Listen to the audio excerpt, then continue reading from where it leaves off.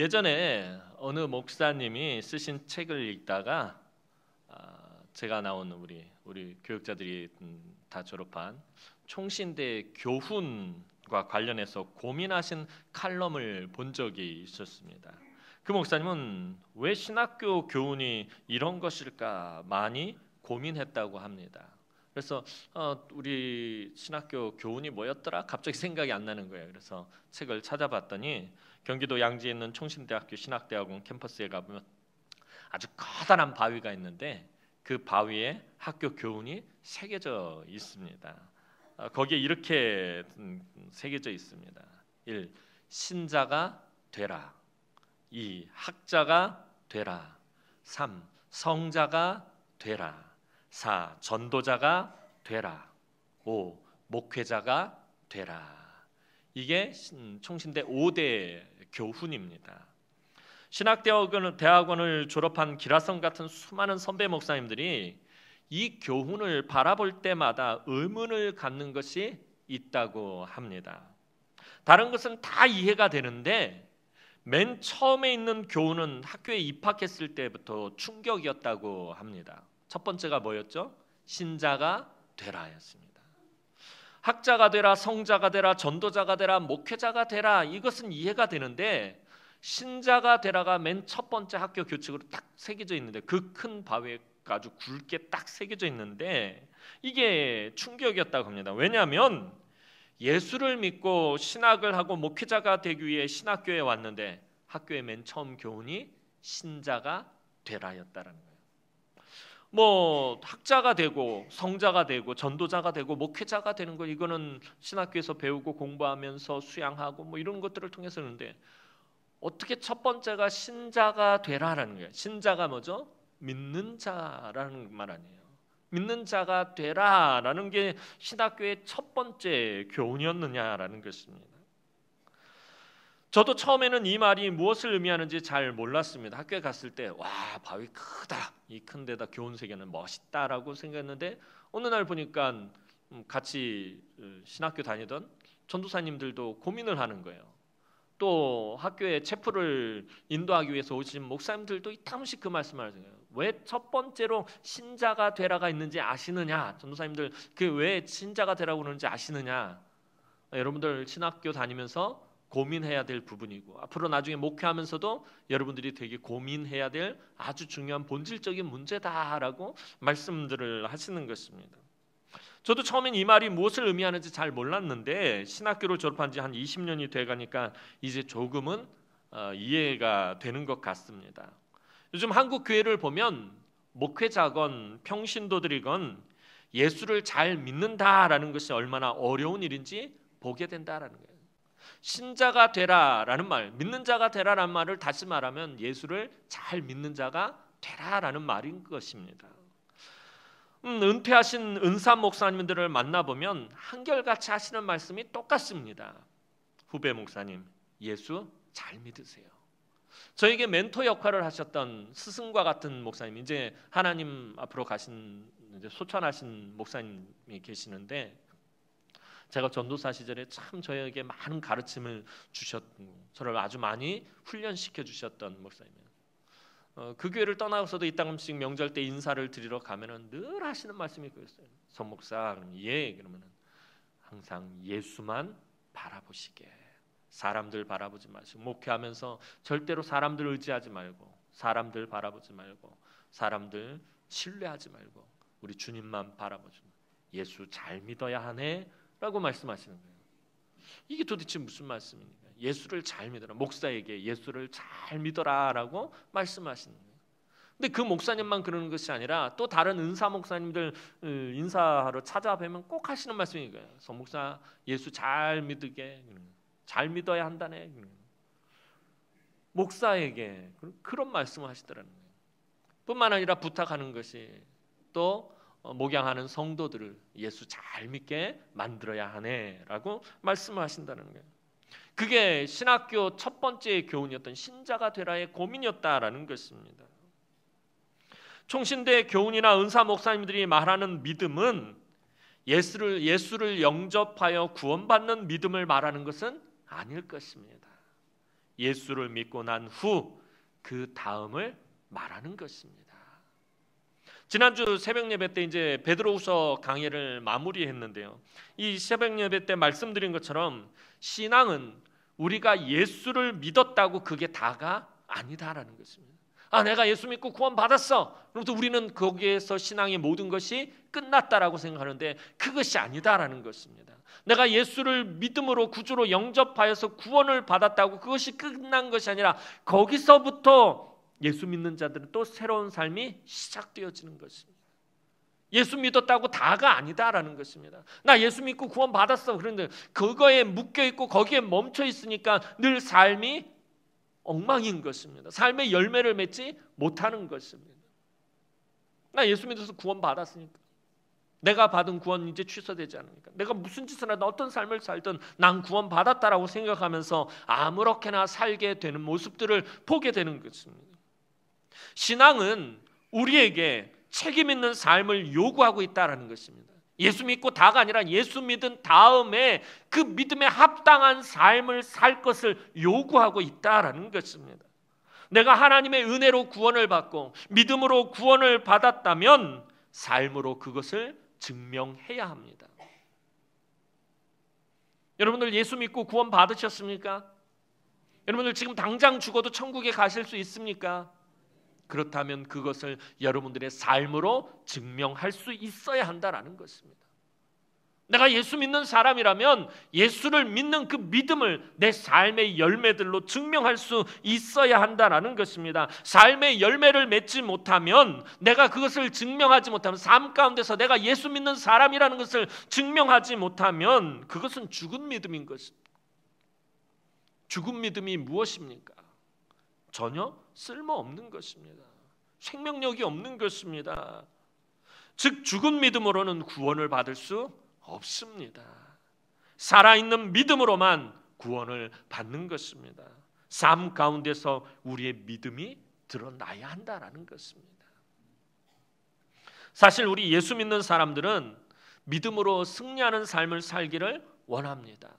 제가 늘 우리 성도들을 위해서 기도하는 것이에요. 새벽마다 또 밤에 기도할 때 하는 것은 하나님 우리 성도들이 이 한 주간 믿음으로 승리하는 삶을 살게 해주십시오라고 늘 기도합니다.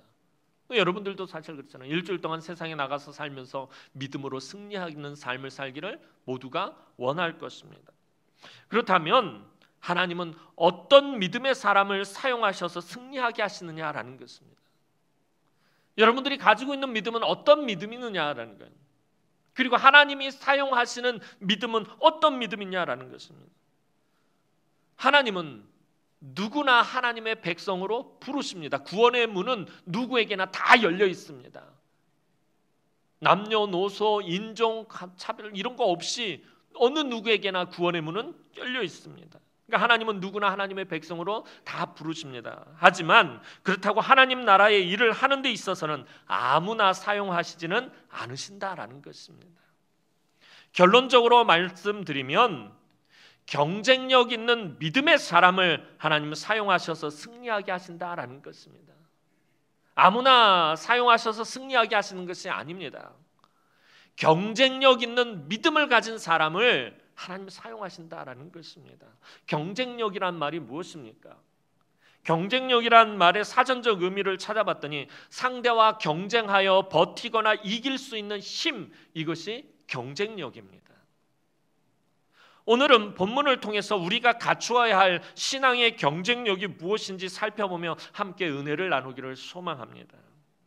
사사기 7장, 오늘 본문이 기록되어 있는 사사기 7장을 보면 이제 이스라엘 군대와 미디안 군대가 대치하고 있는 것을 보게 됩니다. 1절 말씀 보면 여룻바알이라 하는 기드온과 그를 따르는 모든 백성이 일찍이 일어나 하롯셈 곁에 진을 쳤고 미디안의 진영은 그들의 북쪽이요 모레산 앞 골짜기에 있었더라. 기드온과 그를 따르는 3만 2천 명의 이스라엘 군대는 하롯셈이라는 곳에 진을 치게 되어 있었습니다. 그런데 원래 이곳 지명이 하롯이 아니었습니다. 이 하롯셈의 이름인 이 하롯은 떨림, 두려움이란 뜻을 가진 말입니다. 하나님의 명령에 따라 순종하여 전쟁을 하기 위해서 기드온과 백성들이 모이기는 했지만 무서워서 떨고 있는 사람들이 대부분이었다라는 거예요. 32,000명의 대부분의 사람들이 지금 무서워서 달달달달 떨고 있었다라는 것입니다. 실제로 3절에서 두려워 떠는 자는 돌아가라라고 했을 때 22,000명이나 돌아간 것을 보게 됩니다. 이제 너는 백성의 귀에 외쳐 이르기를 누구든지 두려워 떠는 자는 길라 산을 떠나 돌아가라 하라 하시니 이에 돌아간 백성이 22,000명이요 남은 자가 10,000명이었더라. 그럼 이스라엘 군대는 왜 이렇게 두려워서 떨고 있었던 것입니까? 8장 10절 말씀을 보면 미디안의 군대가 13만 5천 명이었음을 보게 됩니다. 즉 이번 전쟁은 3만 2천 명의 이스라엘 군대와 13만 5천 명의 미디안 군대의 대결입니다. 이스라엘이 두려워하는 것은 이스라엘과 미디안의 군대를 비교해 봤더니 이 4분의 1의 수적 열세에 놓여 있었기 때문입니다. 이스라엘 군대가 미디안 군대의 4분의 1도 채 되지 않았던 것입니다. 게다가 미디안 군대는 철제 칼과 낙타로 무장한 기동성에 능한 아주 강한 기병이었습니다. 이스라엘 군대는 제대로 된 무기 하나 없는 오합지졸들이었습니다. 이 사사시대에 이스라엘은 철제 농기구 하나도 만들 수 있는 기술력이 없었어요. 그래서 뭐 삽이라든지 낫이라든지 이런 것을 구하려면 블레셋 땅에 가서 블레셋 대장간에서 사와야 했다는 거예요. 이스라엘 사람들 자체가 철제 무기라든지 칼이라든지 심지어 농기구를 만들 그런 기술력조차도 없었다라는 것입니다. 그러니 제대로 된 무기가 있을 리가 없습니다. 이스라엘 백성들은 뭐 들고 나오냐면 막대기 들고 나오고 지팡이 들고 나오고 돌멩이 몇 개 주워 들고 그러고 싸우러 나왔는데 딱 보니까 미디안은 13만 5천 명이 다 낙타를 타고 있고 철제 무기를 가지고 있고 방패를 가지고 있고 무시무시하게 그렇게 생겼고 싸움에 능한 자들이었다라는 것입니다. 두려워서 떨 수밖에 없었습니다. 얼마나 무서워서 떨었는지 오죽했으면 그들이 모여있는 곳을 하롯, 두려움, 떨림이라고 이름을 부르게 된 것입니다. 이스라엘이 모여서 달달달달 떨다가 간 곳이기 때문에 그곳 이름을 두려움, 떨림이라고 부르게 된 것입니다. 그러나 사실 이스라엘은 그 어떤 대적들과 상대할지라도 두려워해서는 안 됩니다. 그들이 정말 하나님을 믿는 믿음을 가지고 있었다면, 제대로 된 믿음을 가지고 있었다면 수많은 적을 바라보고 두려워하지 않아야 합니다. 왜냐하면 이미 하나님은 이렇게 수적인 열세에 놓여 있을 때 어찌해야 할지 모세를 통해서 알려주셨기 때문입니다. 이미 모세가 이스라엘 백성들을 요단 동편에서 가나안 땅에 들여보내기 전에 이 일을 예견하고 있었어요. 너희가 가나안 땅에 들어가서 살 때 너희보다 항상 수많은 적과 대치하게 될 것이다. 너희보다 더 힘세고 더 강하고 더 많은 수의 군대가 쳐들어오게 될 것이다. 그때 어떻게 할 것이냐, 이것에 대해서 미리 알려주었다라는 것입니다. 신명기 20장 1절 말씀 보면 그렇게 모세가 이야기하고 있습니다. 자막 한번 올려주시겠어요? 우리 다 함께 읽어보도록 하겠습니다. 시작.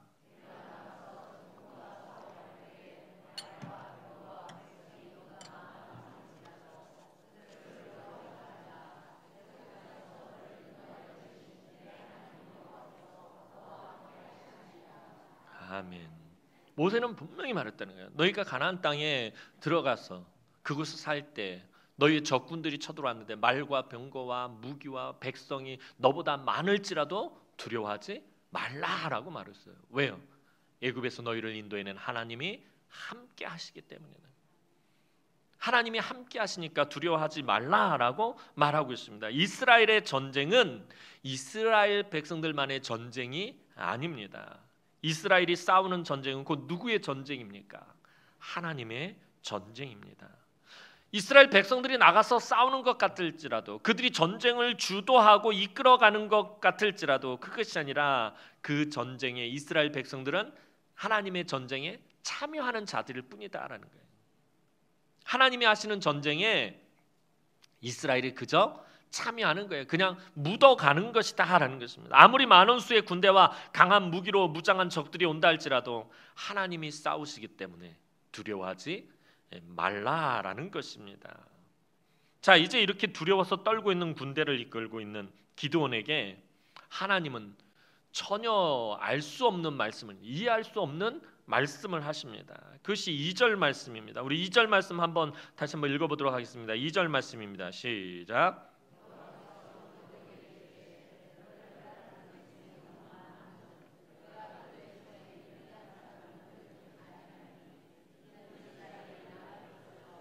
스스로 자랑하기를 내 손이 나를 구원하였다 할까 함이니라. 자, 하나님은 기드온과 함께 하고 있는 3만 2천 명을 바라보시면서 뭐라고 말씀하시죠? 너무 많다라고 말씀하셔요. 기드온과 지금 함께 하고 있는 3만 2천 명이 사실 그렇게 많은 숫자가 아닌데 미디안은 13만 5천 명이에요. 그런데 너무 많다라고 말씀하십니다. 그리고는 3절에서 말씀하신 것처럼 두려워 떠는 자들을 다 집으로 돌려보내라라고 말씀하십니다. 도대체 하나님은 왜 이런 말씀을 하시는 것입니까? 지금 숫자가 4분의 1도 채 안 되는데 그렇다면 하나님께서 지원군을 보내주셔야 돼요. 다른 지파에 아직 지금 참석하지 못한 지파의 사람들을 보내주시고 주변에서 도울 수 있는 사람들을 보내주셔서 지원군을 더 많이 보내주셔도 시원찮을 판인데 지금 있는 그 3만 2천 명 군대 중에서 3분의 2가 넘는 군사들을 집으로 돌려보내셨습니다. 하나님 왜 이러시는 것입니까?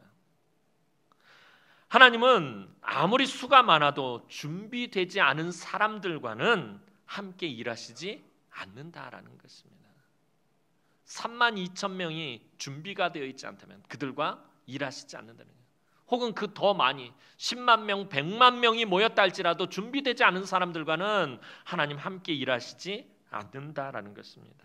다시 말해서 하나님은 잘 준비된 사람들을 사용하신다라는 것입니다. 그런데 4절 앞부분을 보면 하나님은 이 남은 1만 명을 바라보시면서 뭐라고 말씀하시냐면 백성이 아직도 많다라고 말씀하십니다. 3만 2천 명도 결코 많은 수가 아니었는데 그 중에 2만 2천 명을 돌려보내고 남은 1만 명을 보시고 하나님 하시는 말씀이 아직도 많다라고 하십니다. 하나님은 물가에서 물을 먹는 방식으로 또 사람을 추려내셨습니다. 7절 말씀 보면 여호와께서 기드온에게 이르시되 내가 이 물을 핥아먹은 300명으로 너희를 구원하며 미디안을 내 손에 넘겨주리니 남은 백성은 각각 자기의 처소로 돌아갈 것이니라 하시니 하나님은 3만 2천 명을 몇 명으로 확 줄이신 거예요. 300명으로 확 줄여버리셨어요.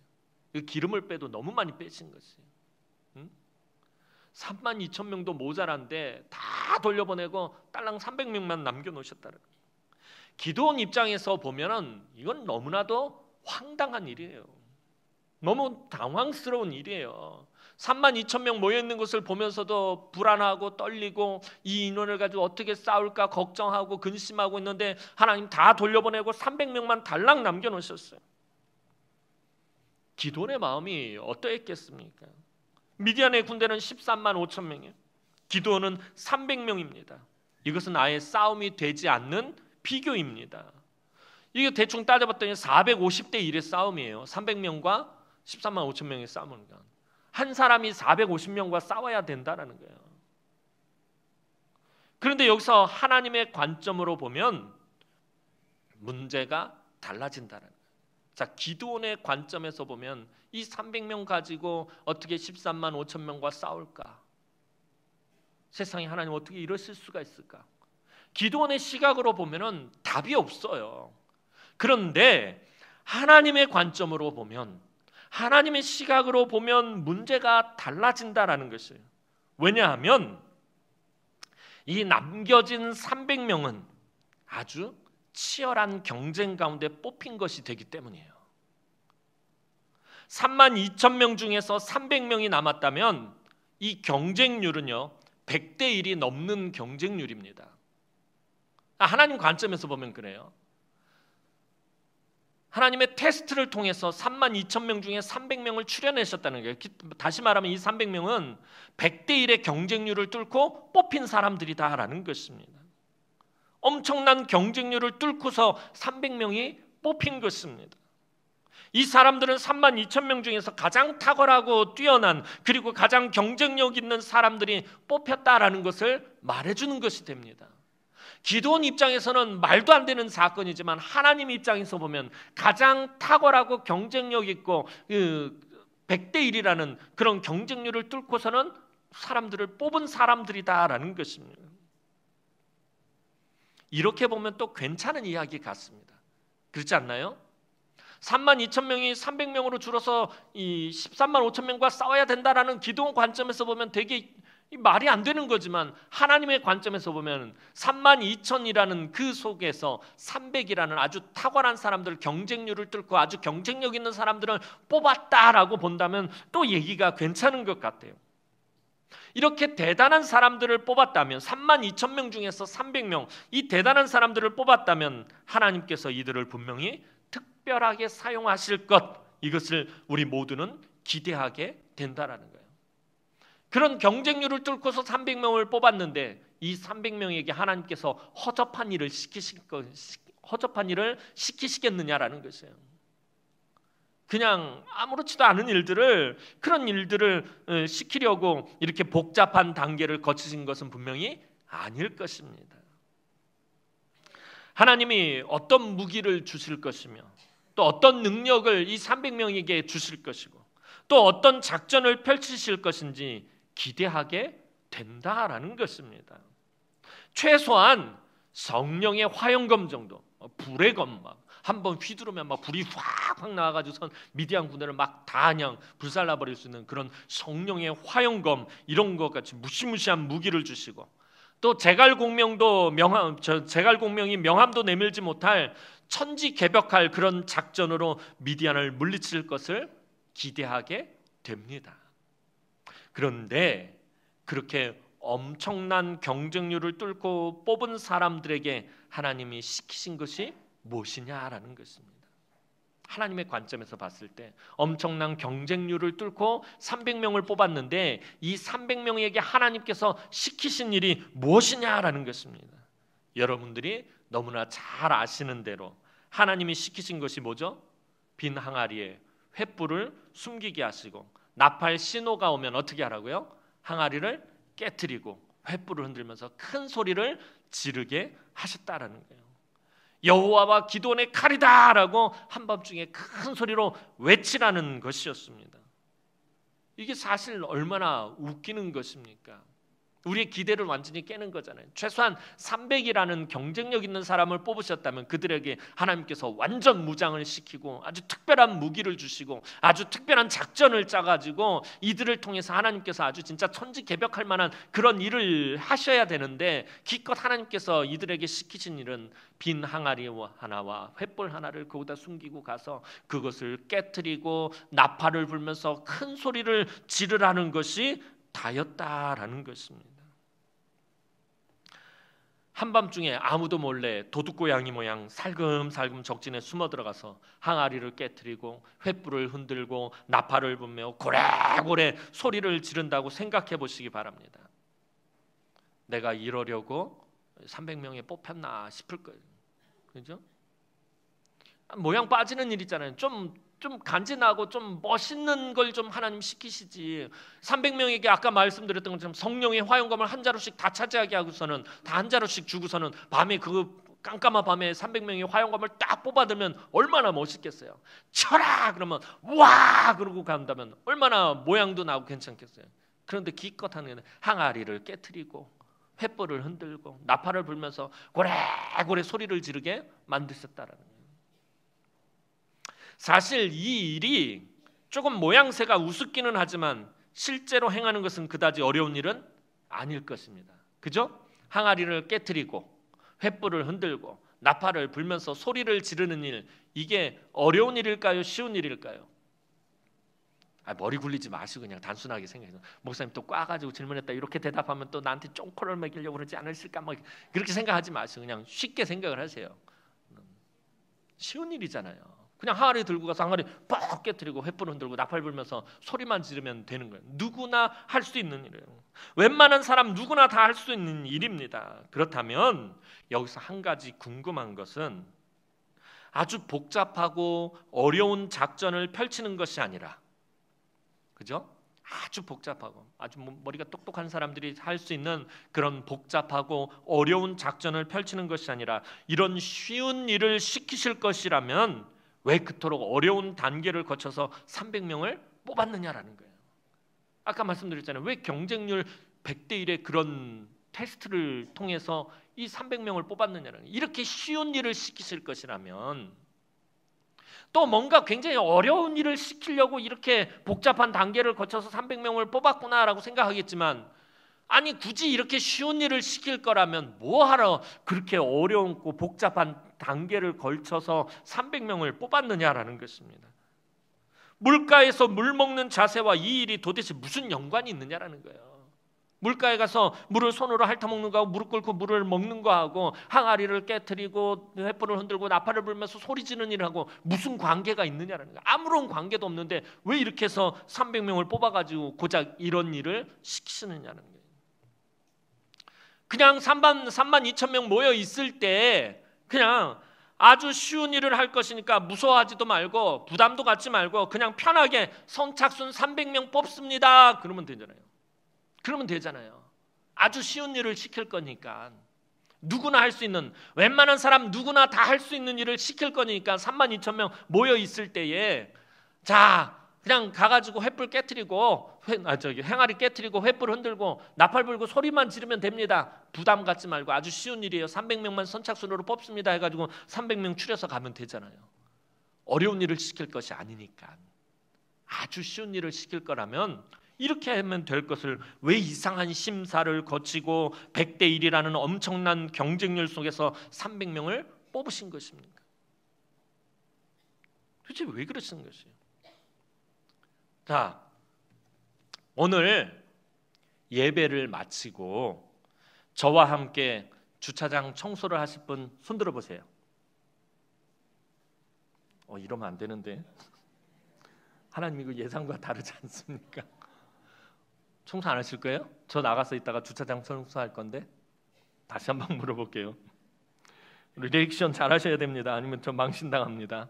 자, 오늘 예배를 마치고 이따 주차장에 가서 간단하게 그냥 쓰레기 몇 개 줍고 그냥 간단하게 청소할 거예요.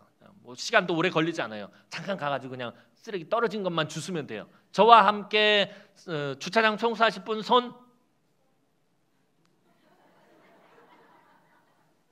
나 안 해요. 나 설교 안 해. 이러면 안 되죠. 최소한 반은 들어야지. 2층 하나도 안 들고. 다 들어야 돼요. 안 돼. 다시 한번 짜고 해야 돼. 다 드셔야 돼요. 나 오늘 예배 마치고 저랑 같이 주차장 가서 청소하실 분 손. 그래도 안 드시네. 야, 징하다. 땀 난다. 하나님 이러시면 안 돼요, 진짜. 참 말 무지하게 안 듣네. 자, 이러면 이게 설교가 안 되는데 나는 최소한 3분의 2는 들 거라고 생각하고서 설교를 준비했는데.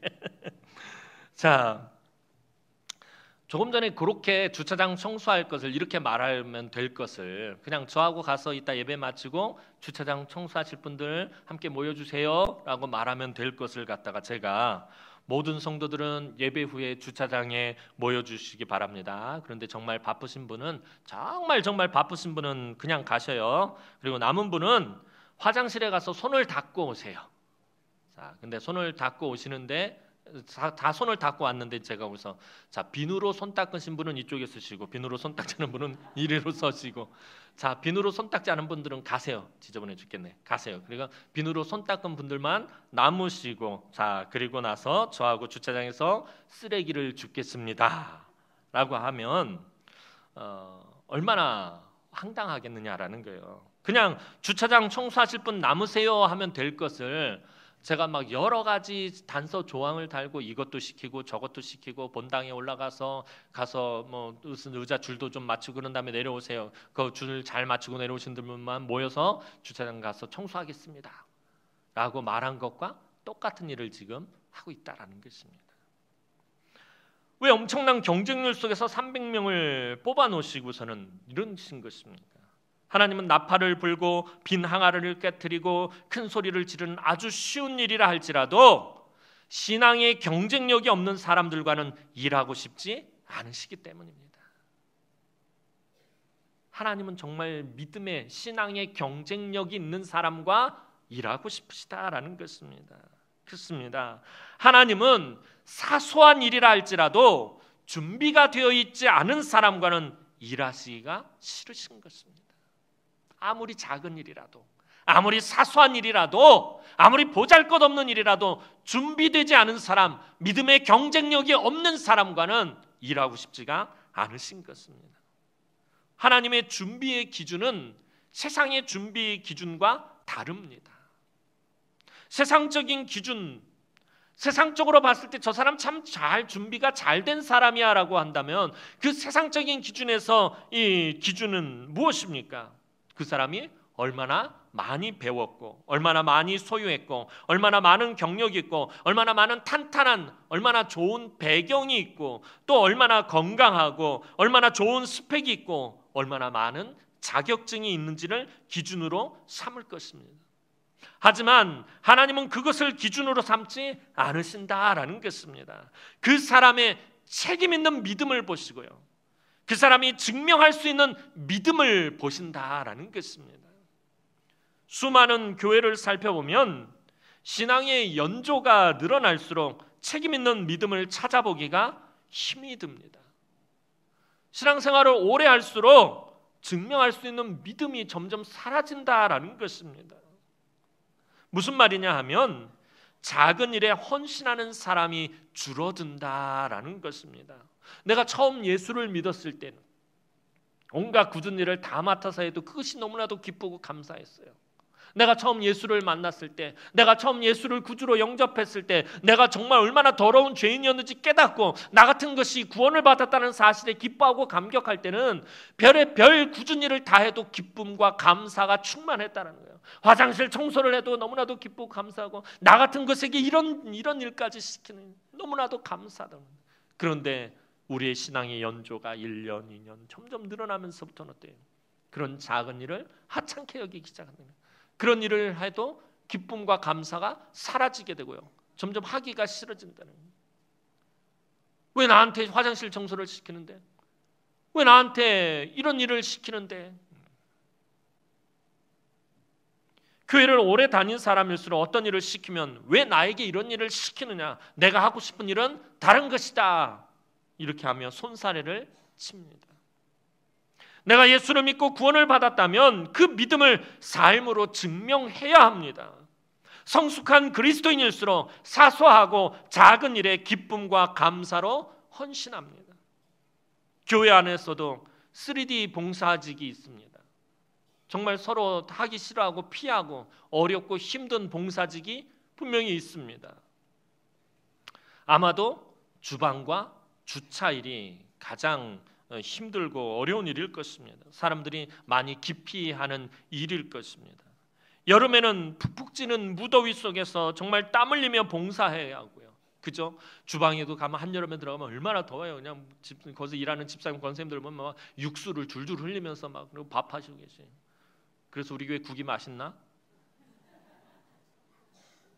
우리 일하시는 분들의 육수가 많이 가미된 국이라서 그런데 얼마나 고생했어요. 주차하시는 분들도 그러잖아요. 그 한여름에 그 땡볕에서 바깥에서 주차 봉사해야 되고요. 또 비가 막 장마철에 비 오고 막 태풍 올 때 비바람 불면 거기서 또 봉사하고 얼마나 어려워요. 또 추운 한겨울엔 주방에서 봉사하시는 분들 찬물로 또 설거지하고 그러면 힘들고 춥고요. 바깥에서 주차 봉사하시는 분들도 마찬가지. 손이 꽁꽁꽁 발이 꽁꽁꽁 하는 가운데서 봉사해야 합니다. 근데 제가 볼 땐 그 가운데서도 주차 봉사가 가장 어렵고 힘든 봉사예요. 예전에 서울에서도 섬길 때 보면 이따금씩 주차 봉사를 지원 나가면 보면요, 주차 봉사 하시는 분들은 진짜 다 천사예요, 천사. 이 주차장에 차 대는 분들은 이처럼 이렇게 말 안 듣는 분들이 없어요, 세상에. 우리 교회는 안 그러는데 오해하지 마세요. 우리 교회는 정말 청년들 비롯해서 젊은 사람들은 아예 교회 주차장이 안 되고 바깥에다 대더라고. 어른들 차 대라고 시키지도 않았는데 얼마나 이쁜지 몰라요. 근데 서울에서 보면은 말을 안 들어 그렇게 하더라고요. 그 무더운 날, 그 추운 날 손을 막 비벼가면서 땀 뻘뻘 흘려가면서 막 일하는데 저기다 차를 좀 대주십시오 그러면 치라 그러면서 자기 대고 싶은 데 같은 거. 내 대고 싶은데 왜 당신 나한테 여기다 대라 저기다 대라 말이 많냐 그러면서 그냥 아무데나 그냥 막 왁대고 그냥 나가버리는 거예요. 주차 봉사하시는 분들 참 힘들어요. 얼마나 힘든지 몰라요. 근데 제가 한 번은 그 주차를 봉사를 지원하기 위해서 가서 이렇게 그 주차 봉사를 하던 분들을 살펴보다가 깜짝 놀란 일이 있었어요. 어느 정당의 최고위원 자리에 있는 국회의원을 보았어요. 주차 봉사를 하시는 4선 의원인데요. 그 정당의 최고위원까지 하고 있는데 이 뛰두르고서는 막 손에 손 비비고 더운데 땀 뻘뻘 흘려가면서 주차 봉사를 하고 있는 거예요. 처음에는 충격이었어요. 국회의원들 치고 힘들고 어려운 일을 하려는 사람을 본 적이 없었기 때문이에요. 제가 알고 있기로는 무엇을 조금만 해도 얼굴이 드러나고 늘 대접받고 갑질하고 쉽고 편한 일만 하려는 사람들이 국회의원들이에요. 그러잖아요. 국회의원들 선거 때만 오면 머리를 90도 숙이면서 역마다 나와서 잘 부탁합니다. 잘 부탁합니다. 그러다가 딱 선거만 끝나면 언제 그랬느냐는 듯이 딱 바뀌는 사람들이 국회의원들이잖아요. 민생은 신경도 안 쓰고 자기네들 세비 올리는 거는 세상에 여야가 어쩜 그렇게 만장일치로 딱 그렇게 합의를 보는지 몰라요. 자기네들 월급 올리는 거는 뭐 그렇게 죽이 잘 맞아가지고 그렇게 뭐 서로 원수처럼 싸우다가도 자기네들 월급 올리는 일에는 막 그러는 사람들이 국회의원이에요. 이 자리 국회의원들이 없어서 제가 이제 막 우리 교회도 국회의원이 한 명 나와야지 좀 그래서 국회도 좀 바꾸고 그래야 되는. 그런데 그 중에서도 당의 최고위원이 국회 소집이 없는 한에는 꼬박꼬박 주차 봉사를 하고 있더라는 거예요. 처음에는 되게 감동을 받았습니다. 근데 사실 이 일이 높은 자리에 있는 사람이 한 일이기 때문에 대단히 여겨져서는 안 될 일이에요. 사실은 이 일은 높은 자리에 있건 없건 상관없이 성도들이라면 누구나 해야 할 일이다라는 거예요. 그렇잖아요. 높은 사람이 주차장에 와서 이 힘든 일을 하네. 와, 감동받아서 박수.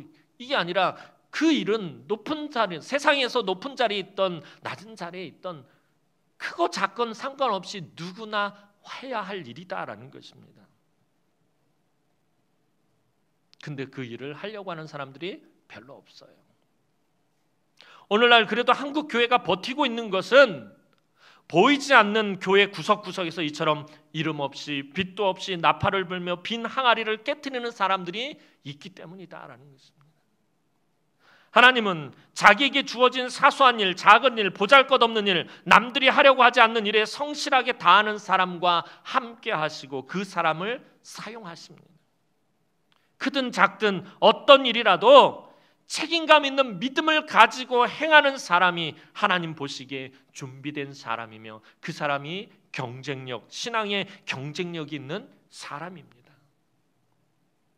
목사는 말씀 준비하고 기도하는 일에 최선을 다하고 교사는 아이들의 영혼을 양육하는 일에 최선을 다하고 성가대는 하나님을 찬양하는 일에 최선을 다하고 안내, 주방, 주차, 차량 운행하는 사람은 그 맡겨진 일에 최선을 다하고 예배하는 사람은 예배하는 일에 최선을 다해야 합니다.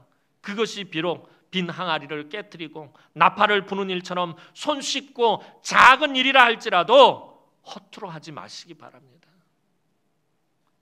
아무리 보잘것없는 일이라도 교회 안에서 하나님 나라의 일들은 허투루 하지 마시기 바랍니다. 하나님은 크건 작건 모든 일에 경쟁력 있고 준비된 사람을 크게 사용하시기 때문입니다. 하나님은 우리와 전혀 다른 시각을 가지고 계십니다. 그래서 하나님이 하시는 일들에 대해 우리가 잘 이해하지 못할 때가 많습니다. 그래서 하나님의 뜻을 이해하는 것은 우리들의 몫이 아닌 것 같다라고 지난번에 말씀을 드렸습니다. 하나님이 말씀하신 일을 어떻게 순종할 것인가, 이것이 우리들의 몫입니다. 하나님 나에게 말씀하신 것을 이해하는 것이 우리의 몫이 아니라 그 말씀에 순종하는 것이 우리의 몫입니다. 그런데 오늘 본문에서 하나님은 왜 여러 복잡한 과정을 거치셔야 했는지 그 이유를 미리 설명하고 계셔요. 다른 때와 달리 오늘은 그 이유를 설명해 주고 계시다라는 것입니다. 2절 말씀 다시 한번 보도록 하겠습니다. 2절 말씀입니다. 2절 말씀 다시 한번 읽겠습니다. 시작.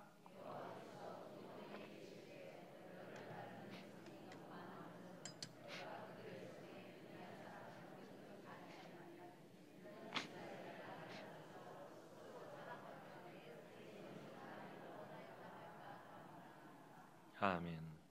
하나님은 왜 32,000명을 300명으로 줄였다고 말씀하고 계십니까? 스스로 했다고, 자기 힘으로 했다고 말하지 못하게 하려고 그러셨다라는 것입니다. 내 힘으로 했다, 내가 했다, 내 능력으로 했다, 내가 가진 것으로 했다, 이렇게 말하는 것이 하나님께 거스르는 일이 된다는 것. 오늘 성경은 말하고 있다라는 것입니다. 나를 거슬러 스스로 자랑하기를 내 손이 나를 구원하였다 할까 함이니라. 다시 말해서 철저하게 하나님만 의지하기를 하나님은 원하신 것입니다. 사실 많이 힘들고 어려워서 그렇지 아주 뛰어난 제갈공명과 같은 장군이 있다면 3만 2천 명으로 13만 5천 명을 상대할 수 있습니다. 어려워서 그렇지, 정말 힘들고 어려워서 그러지, 정말 지략에 뛰어난 장수가 있다면 3만 2천 명으로 13만 5천 명을 상대할 수는 있습니다. 명랑대첩을 이끈 우리나라 최고의 영웅 이순신 장군은 12척의 배로 300척이 넘는 왜구를 물리쳤어요. 명랑이라는 영화를 보면 그러잖아요. 12척의 배로 300척이 넘는 왜구와 싸워서 이겼었어요. 이 싸움을 하기 직전에 이순신 장군의 너무나도 유명한 말이 있죠. 신에게는 12척의 배가 아직 남아 있습니다. 너무 목소리 깔았나요? 신에게는 아직 12척의 배가 있사옵니다. 이게 이순신 장군의 정말 가슴 뜨거운, 너무나도 가슴 찡한 감동의 말입니다.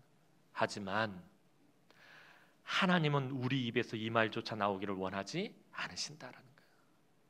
하나님, 나에게는 아직 12척의 배가 있네요, 이 말이 나오기를 원하지 않으신다는 거예요. 하나님, 나에게는 12척의 배도 없습니다. 내가 할 수 있는 것이 아무것도 없습니다. 내가 가진 것이 아무것도 없습니다. 그래서 하나님만 붙잡습니다.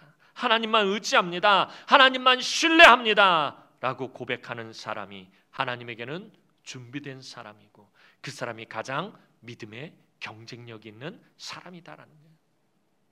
세상적으로 볼 때는 신에게는 아직도 12척의 배가 있습니다, 이 말이 얼마나 멋있는 말이에요. 얼마나 가슴 찡한 말이에요. 그러나 하나님 앞에서 우리는, 하나님, 나에게는 12척의 배도 없습니다. 나 가진 것도 없습니다. 능력도 없습니다. 나 배운 것도 없습니다. 건강도 없습니다. 그래서 하나님만 붙잡습니다. 하나님만 의지합니다. 하나님만 신뢰할 수밖에 없습니다. 이렇게 고백하는 사람이 하나님 앞에서 준비된 사람이고, 그 사람이 경쟁력 있는 사람이다라는 거예요. 사랑하는 성도 여러분, 몇 주 전에도 말씀드린 것처럼 대부분의 일이 우리의 시각으로 보면 고난이지만 주님의 시각으로 보면 고난이 아닙니다. 갈릴리 바다에서 폭풍우를 만나서 참 고생하고 고난 가운데 있었던 그 제자들의 눈으로 보면 그 폭풍 가운데 있는 자기들이 고난 가운데 있는 것이었지만, 그것을 바라보는 주님은 시각으로 보면 그것이 고난이 아니었다라는 것입니다. 말씀에 순종한다고 해서 내가 처해 있는 상황이 바뀌는 것 아닙니다. 여러분들 그렇잖아요. 내가 지금 당장 하나님 말씀에 순종했는데 상황이 바뀐 것 아니에요. 오늘 기도원과 그 백성들이 순종해서 300명이 남았어요. 기도원이 순종했어요. 그러나 그 상황이 바뀐 것 아니에요. 13만 5천 명 아직 그대로 눈앞에 눈을 시퍼렇게 뜨고 쳐다보고 있더라는 거예요. 여전히 힘들고 어려운 일들이 그대로 있습니다. 하지만 그것을 바라보는 나의 시각이 바뀌게 된다라는 것입니다. 내가 순종하면 그것을 바라보는 나의 시각이 바뀌게 됩니다. 거기서부터 신앙의 경쟁력이 시작되는 것입니다. 작고 사소하고 하찮은 일이라도 순종하는 사람이 믿음의 경쟁력이 있는 사람입니다. 하나님은 그 사람을 통해서 놀라운 일들을 이루어 가십니다. 때로는 내가 이해할 수 없는 일이라 할지라도 순종해야 합니다. 100% 내 생각이 맞고 내 경험이 틀리지 않고 타당하다 할지라도 이해할 수 없는 1%의 하나님의 말씀에 순종하시기 바랍니다. 그것이 우리가 싸우는 영적 전쟁을 하나님의 전쟁으로 바꾸는 길이기 때문입니다. 하나님이 맡으시면 아무리 힘들고 어려운 문제라도, 아무리 고통스러운 상처라도, 아무리 마음 아픈 일이라도, 끝이 보이지 않는 터널과 같은 답답한 일이라도 하나님께서 싸우시면 반드시 승리하게 됩니다. 우리의 최고의 경쟁력은 바로 하나님이십니다. 이런 신앙의 경쟁력을 가지고 이 한 주간 삶에서 여러분들이 만나는 수많은 삶의 문제들과 어려움들과 고난과 걱정과 근심과 염려와 싸워서 승리하는 우리 사랑하는 주의 귀한 남흥의 성도들이 되기를 주님의 이름으로 축원합니다. 기도드리겠습니다. 사랑과 은혜가 많으신 아버지 하나님, 은혜와 사랑을 진심으로 감사를 드립니다.